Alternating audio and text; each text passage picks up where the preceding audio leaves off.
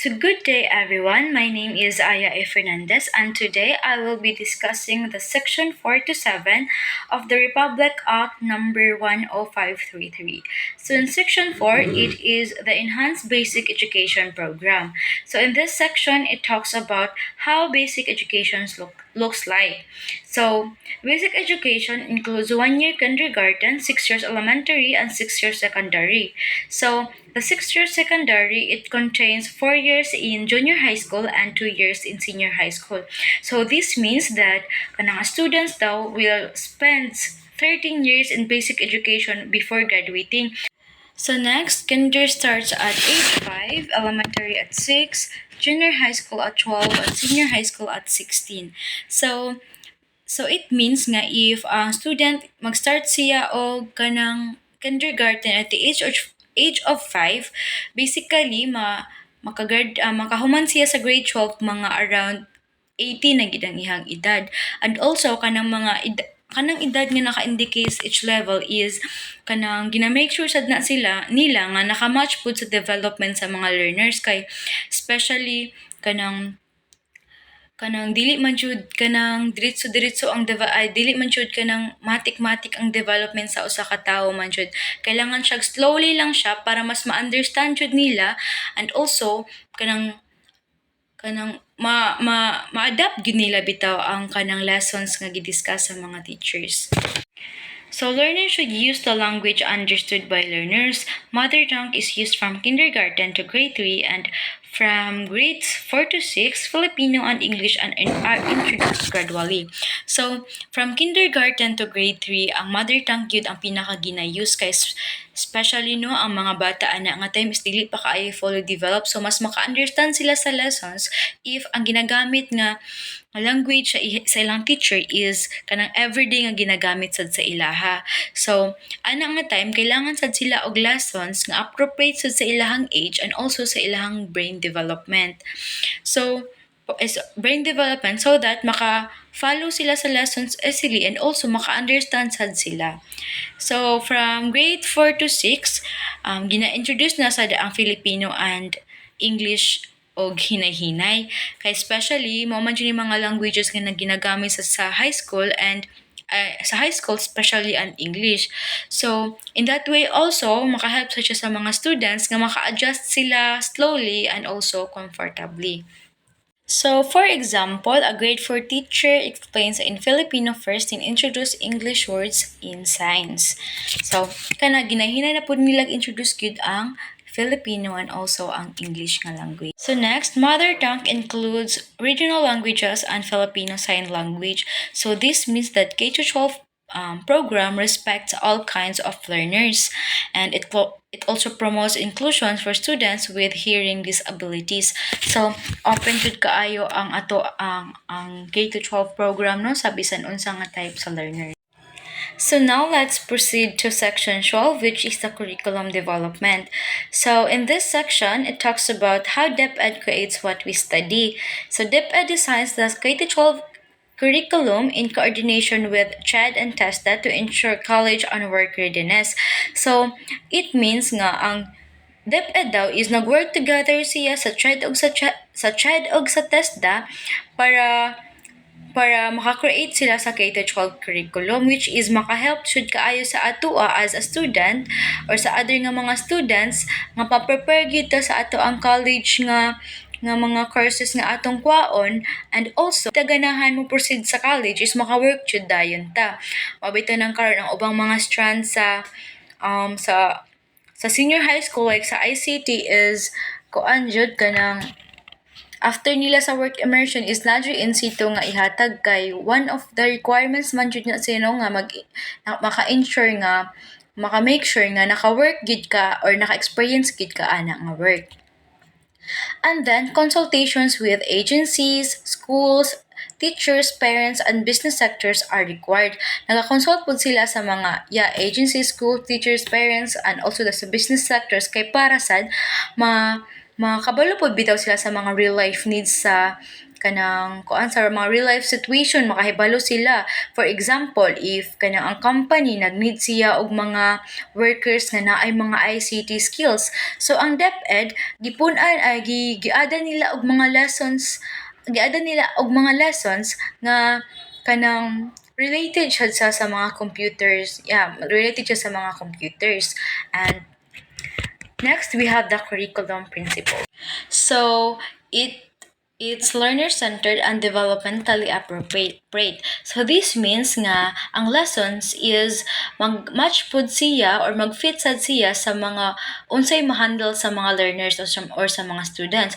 For example, sa grade 1, so kana is kailangan mga basic pagyud ang kanang itudloan na nila like addition and also subtraction kay dili man na sila pwede tudloan og algebra dayon kay dili man na kaayo makaya pa og kanang sabot ang algebra ana nga time bisan gani karon nga college nami dili kaayo masabtan pa ang algebra. So, it must also be relevant, research-based, and culture-sensitive. So, the lessons must also be useful and also kanang nag-back-upan siya og mga studies nga nadyo siya gikan jud sa mga credible sources. And also, kailangan sad siya nga kanang ang lesson is nag-respect gihapon bitaw sa atong Filipino customs and also sa mga traditions. Next, it must also be contextualized and globally aware. So, for example, nag-discuss ka o kanang about sa typhoon here in the Philippines while also studying sa climate change. So, in that way is kanang ang students maka-learn siya sa mga local examples lang but also nag-develop sa ilang nag-develop sa ilang awareness about sa mga global issues. So, kanang ma-aware bitaw sila kung sa mga nahitabo sa world and also sa ato asang country. And in that way is maka-help siya sa mga students to connect the lessons into real life situations. So next, the curriculum must be uses constructivist, inquiry-based, reflective, collaborative, and integrative teaching. So it means nga mag-use na sila og mga modern teaching approaches. For example, instead of kanang mag-lecture lang ka, dapat ang mga students kanang group work sila and also mag-experiments like sa science which is more on experimenting man jud na sila no. So para mas ma-understand sa mga students ang topic, kailangan jud na nila i-perform para ma-understand nila ang topic and also ma-discover nila on their own ba kung unsay pamaagi ana, unsay kanang for example kanang sa usang pagbuto sa bulkan, unsay paagi sa pagbuto sa bulkan, and in that way mas ma-understand jud nila ang lesson. So next, it must follows mother tongue based multilingual education or MTB-MLE. So this means that students starts learning using their mother tongue kay para maka-understand bitaw sila easily and also maka-help sad ni sa mga learners or students nga maka-adjust bitaw sila gradually sa Filipino and English languages nga i-introduce nila later on. So it must also apply spiral progression. So it means nga ang mga topics daw is nag-start jud siya sa mga basic or sa mga simple lang and then nagka-anam-anam bitaw siya og kalisod or nagka-complex each year.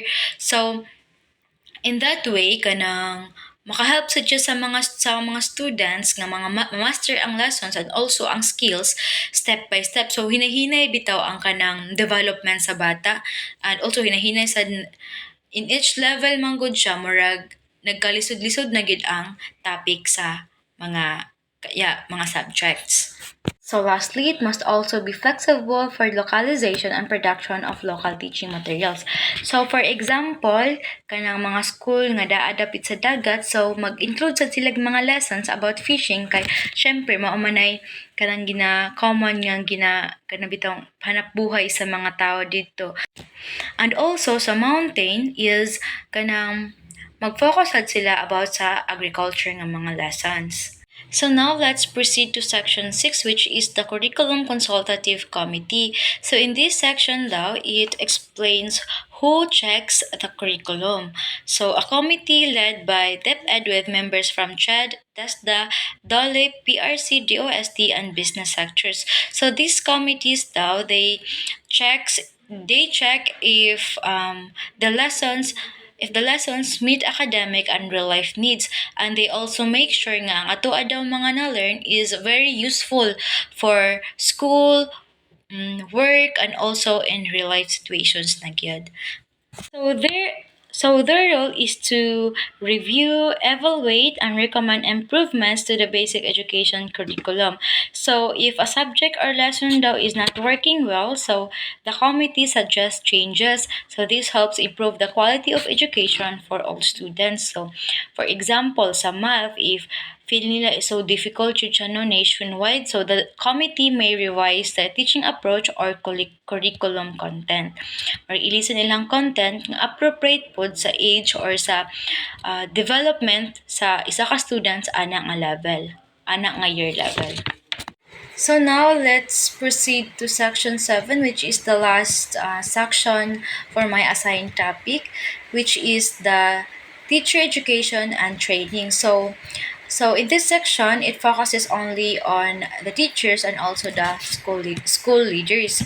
So it ensures teacher and school leaders meet K-12 standards. So this ensures nga ang mga teachers daw is maka-teach effectively sa mga students, and also ang mga school leaders is maka-guide sad sila sa school ug tarong para maka-guarantee gyud nga makahatag bitaw og high quality education sa mga students. Next is retraining of current teachers on new content and teaching methods. So in this way daw is this way, this helps them to keep up with kanang new subjects bitaw or mga new teaching strategies. So kuan gyud sila dili bitaw sa maulahi sa mga updates sa mga sa K-12 program.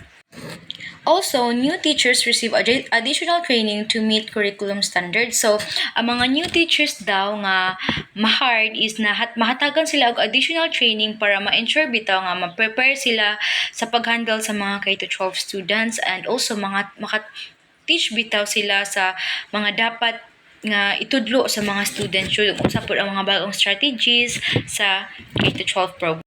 And also, training also provided for school leaders like principals, superintendents, and coordinators. So yeah, kanang syempre ang mga school leaders nato like ang principals or superintendents is mag-under sila sa mga training kay syempre sila may mag-manage sa school man jud, and also sila say mag-guide ug mag-support sa mga teachers para teach sila effectively sa mga students, and also para sad kabalo bitaw sila og unsaon pag-implement sa K-12 effectively, sa K-12 program effectively. And lastly, teacher and leader training programs must be regular and continuous. Syempre, every year kailangan jud na ay training ang mga teachers no, kay lahi-lahi man gud na og mga strategies ang kanang teaching no, especially kay nagka-modern na sad ang ato ang panahon karon. So syempre kailangan pud mo adapt, especially sa mga teachers kay sila may mga maka-guide good sa mga students sad. Regular training also helps them to ensure that kanang ang ilahang skills is nagka-improve and improve lang gyud. So I think that's it everyone. Thank you for listening. Bye bye.